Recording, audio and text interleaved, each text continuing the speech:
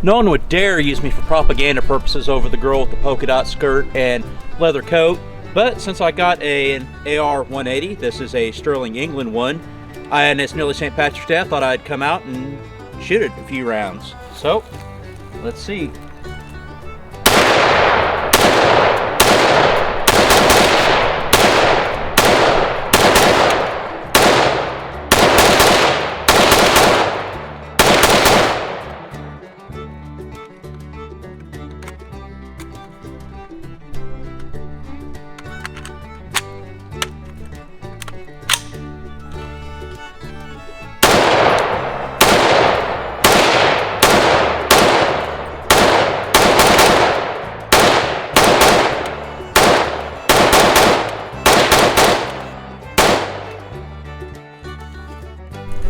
Alright, feels like pretty much like a regular AR-15. Makes a nice little handy package. That's why the provisional IRA love these things. So, continue on. We're going to talk a little bit about the girl in the photo. I recently obtained what was for me a bucket list gun, an AR-180 made at Sterling in England, the semi-auto version of the AR-18. The AR-18 is based on Stoner's AR-16 design. Yes, I said that correctly, the AR-16. The AR-16 fired 7.62 by 51 using a stamped and welded receiver. Now the AR-18 is the 5.56 version of this. The AR-18 was Armalite's attempt to sell rifles to countries too poor to afford forged AR-15 platform rifles. While nobody adopted the AR-18, it would be the basis of later SA-80, FN-2000, and G-36 rifles. Probably the most famous group to use it was the IRA during the Troubles in Northern Ireland. While I will take a deeper dive into the guns of Eugene Stoner in the future, I figured I'd take this opportunity to talk about one of the most famous photos taken with an AR-18, the provisional IRA girl in the patterned skirt and leather jacket peeking around a wall during the Troubles, fought mostly between Protestant Unionists and Loyalists who wanted to remain part of Great Britain, and the mostly Catholic Republicans who desired a united Ireland. Before talking about what is known and unknown about the girl in the picture, while addressing some boomer Facebook Fuddlore, we need to take a 10,000-foot view of the conflict between the Unionists and Republicans in Northern Ireland. While the conflict between Gaelic and Anglos go back nearly 1,000 years, the Northern Ireland Ulster region's conflict genesis stems from the Ulster Plantation in the early 1600s. After the 9 Years' War saw the Gaelic population in the area decimated, King James I, famous for both having the English language Bible named after him and being a friend of the Duke of Buckingham, would have Protestant Scot and English settlers settle there, forcing the remaining Gaelic Irish off their land. These new landowners would also be forbidden to have Irish tenants, and they would have to import tenants from England and Scotland. There would be various conflicts over the years, but since this is a short overview, we will fast forward to 1918, where the Sinn Féin party, a party that favored separate Irish Republic and breakaway from Great Britain, would win 91% of the Irish seats outside of the Ulster region. Instead of taking seats in Parliament, they formed their own government and proclaimed a new Irish Republic, and they started an army, the Irish Republican Army. When Britain tried to stop this, they would fight a war of independence from the UK. In an attempt to quell the violence, Parliament would pass the Home Rule Act in 1920, dividing Ireland into Northern and Southern Ireland with two separate governments, a Unionist government in the north and an Irish nationalist government in the south. Most Irish were against the partition, so the war continued until a ceasefire and the Anglo-Irish Treaty was signed, creating a new Irish Free State, but still under the dominion of the UK. There was an opt-out clause for Northern Ireland to remain in the UK, which they took up almost immediately. This created a divide between those who wanted a united Ireland and those who were okay with letting the North go, as they were on their way to having an independent country. This led to a civil war between the IRA against those who were pro-treaty.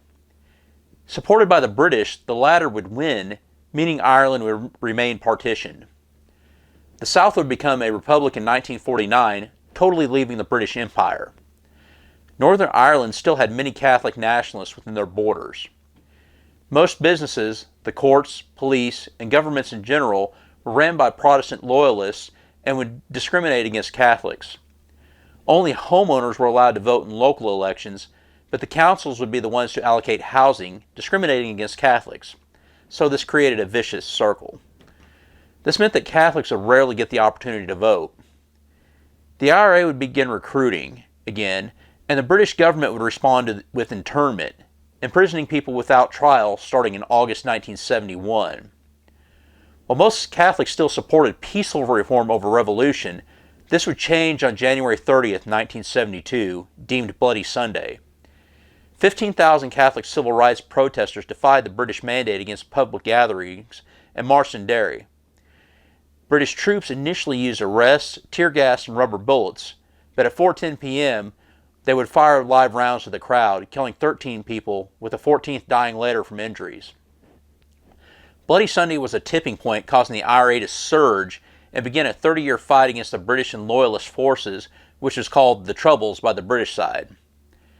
IRA bombings against the Royal Ulster Constabulary, the RUC, and the British military also caused much collateral damage that Loyalist paramilitaries also formed. These bombings would spill over into the Republic as well as within Britain itself, including an assassination attempt against Margaret Thatcher in 1984. The violence would finally cease with the Good Friday Agreement on April 10, 1998. This basically kept Northern Ireland as a part of the UK until both it and the Republic voted on unification. As of now, Northern Ireland is still part of the UK.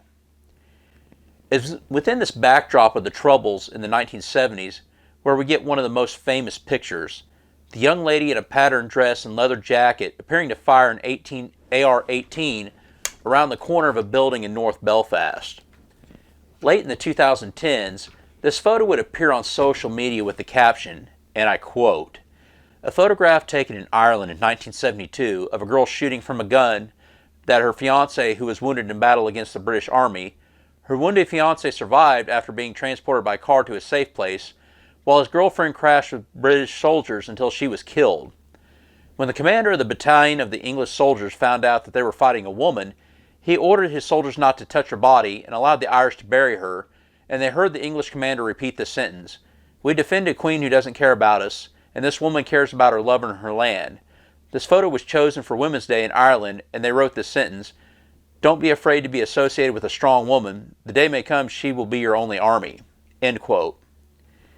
And besides the atrocious grammar and poor punctuation, the only ways this could be made more obvious that it's Boomer Fuddlore was to make it all caps and to end it with a "God bless." First of all, it is known that she was not killed shortly after this picture was taken.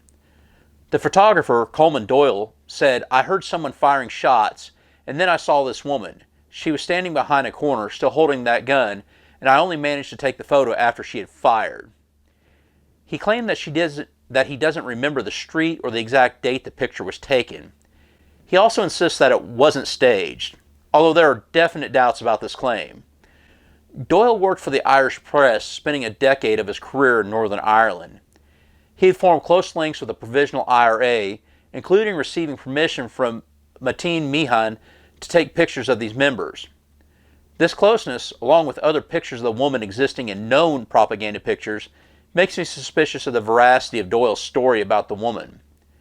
According to an article published in Ireland's public service media site, I'm going to leave a link to that below, in an interview with a woman active in the northern Belfast at the time, I quote, "If an operation was being carried out, there would have been others safeguarding the shooter, and a stranger would never be allowed to take the photo.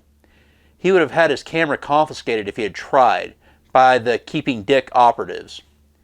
End quote. The reason that Doyle likely told the firefight story is that the Irish press didn't allow publishing of staged propaganda.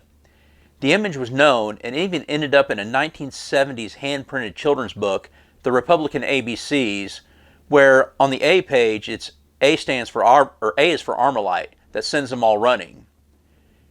As for the woman herself, she keeps her identity secret to this day. It was rumored that she attended the unveiling of a mural that depicted the image. According to a friend of the family who spoke to the author of the article that I mentioned earlier, she is still alive, well, as of 2022, because that's when the article was written. She's in her 70s and lives in Belfast. Now, a question that might be posed is, how did the IRA get AR-18s? They came from the United States, funded mainly by Irish-American communities sympathetic to the cause.